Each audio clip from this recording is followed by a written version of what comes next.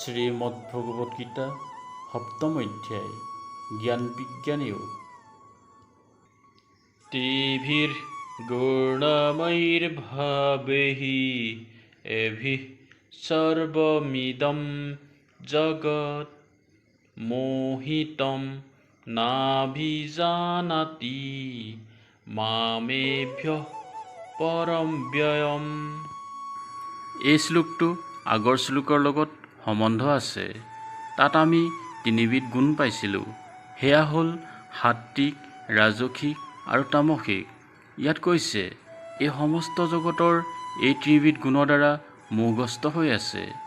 এই ত্ৰিগুণাত্মক পদাৰ্থবোৰৰ ওপৰতো যে মই অব্যয় পৰমাত্মা আছোঁ, সেই সত্যটো মানুহে নাজানে। এই জগতখনেই হ'ল মায়া। আমি বহুত বেয়াকৈ মায়াজালত সোমাই পৰোঁ, নহয়নে বাৰু?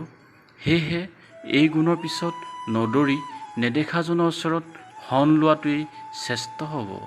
শেষত আপোনালোকক জনাওঁ যে এই শাস্ত্ৰৰ জ্ঞান বহুত গভীৰ। গুৰু অবিহনে এই শাস্ত্ৰ জ্ঞান আয়ত্ত কৰাটো সহজ নহয়। এই ভিডিঅ'ৰ দ্বাৰা সামান্য প্ৰয়াসে কৰা হৈছে যাতে ভক্তিভাৱ জন্মে।